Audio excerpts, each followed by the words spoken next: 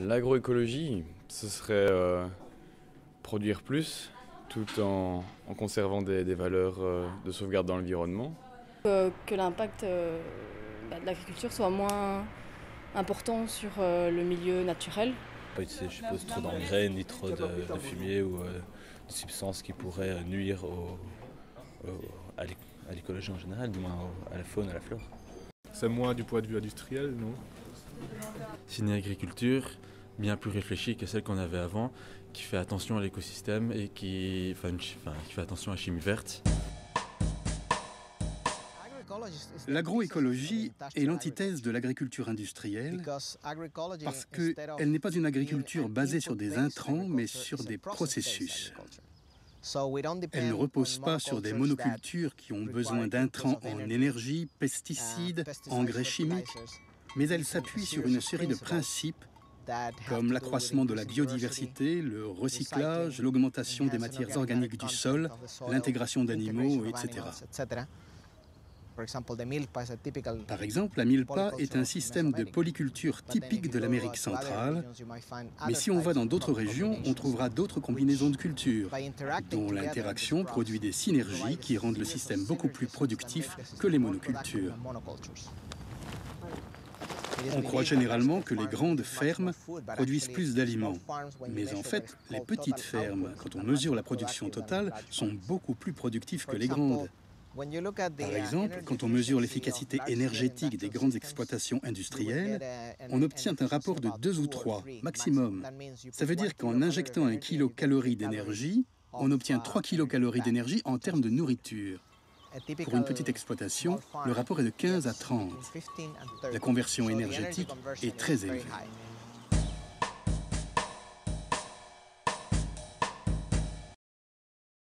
La milpa? Non, jamais.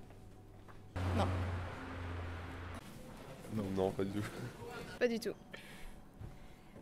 Non plus.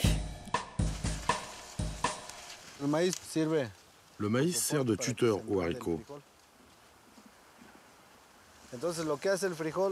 Quant aux haricots, ce qu'il fait, c'est qu'il fixe l'azote de l'air et ensuite il l'apporte au maïs. Et les feuilles de citrouille font de l'ombre sur le sol et permettent de conserver l'humidité. Nous avons ainsi des parcelles en parfaite santé et nos résultats sont meilleurs.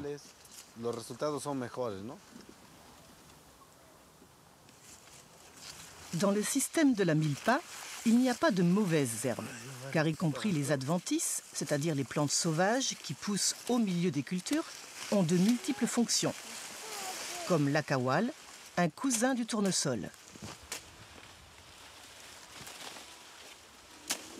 Pour nous, ce ne sont pas de mauvaises herbes. Au contraire, nous les laissons pousser dans la parcelle parce que nous les donnons à manger aux animaux.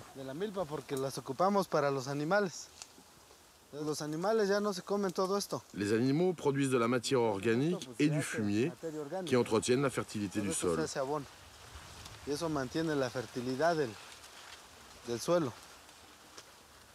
Le système de la milpa est un circuit fermé. C'est pourquoi nous disons que c'est un modèle d'agriculture durable, qui ne dépend pas du marché extérieur, mais qui génère ses propres moyens de production et intrants, grâce à nos ressources et notre savoir-faire, nos semences, notre main-d'œuvre, nos animaux. Ce système nous permet d'être autosuffisants.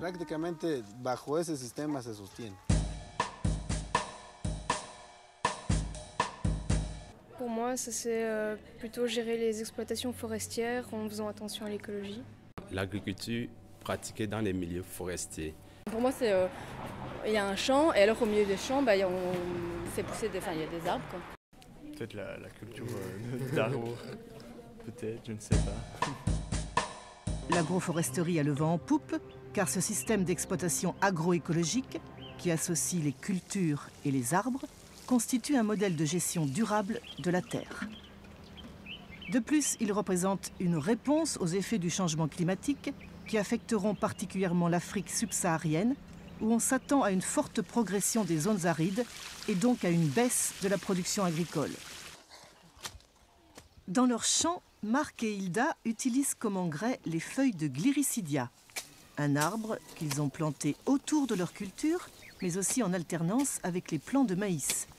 L'opération d'enfouissement doit être répétée 3 fois par an.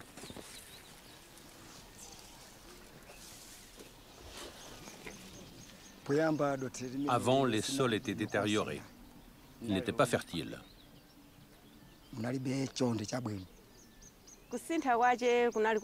Nous avons constaté de grands changements, 4 ans après avoir planté les arbres. Avant, on utilisait des engrais chimiques, mais il y avait des problèmes quand il y avait une sécheresse et le maïs mourait.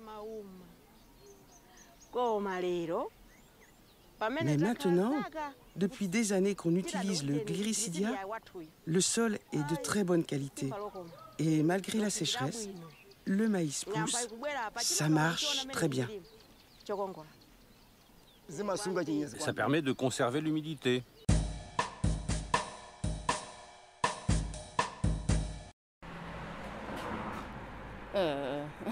Bonne question. Bah, je sais pas, ça dépend du sol, enfin, je suppose, des propriétés du sol. Aucune idée. C'est une vieille technique qui a toujours été utilisée, mais de récentes recherches ont montré, par exemple dans le sud de la France, qu'un sol qui n'est pas labouré peut donner aussi bien qu'un sol, donne très bien.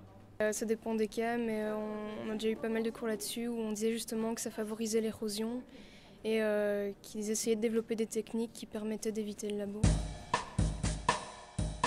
Nous ne labourons pas avant de semer, car nous essayons de remuer le sol le moins possible, parce que chaque préparation du sol perturbe la vie microbiologique de la terre. Un sol nu est du point de vue biologique un non-sens.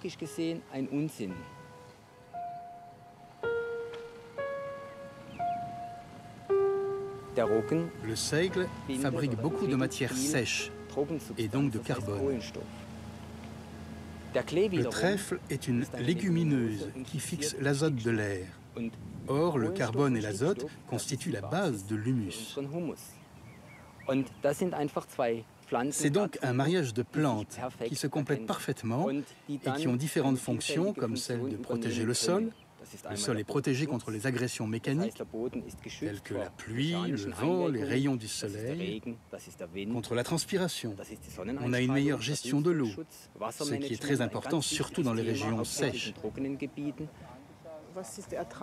Comment sont vos rendements comparés à ceux du soja conventionnel? Avec notre système, nos rendements sont similaires. L'année dernière, ils ont même été plus élevés. Parfois, ils sont un peu inférieurs. Ça dépend des conditions climatiques.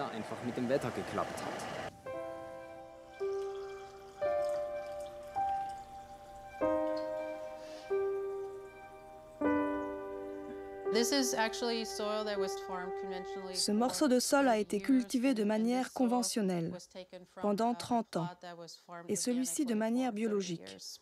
On voit comment la structure du premier ne tient pas. Il se défait facilement. L'eau est très trouble, tandis que là, l'eau est encore claire et la structure originelle du sol se maintient. Dans le cas d'une sécheresse, si un peu de pluie est tombée au début de la saison, ce sol sera capable de conserver l'eau plus longtemps pour que les plantes s'en servent. À l'inverse, dans le cas de fortes pluies, le sol biologique absorbera l'eau plus rapidement, une capacité que n'aura pas le sol conventionnel. Dans ce cas, l'eau va ruisseler de la surface, en érodant le sol, polluant les eaux souterraines et de surface avec les herbicides et les pesticides qui ont été utilisés. Ça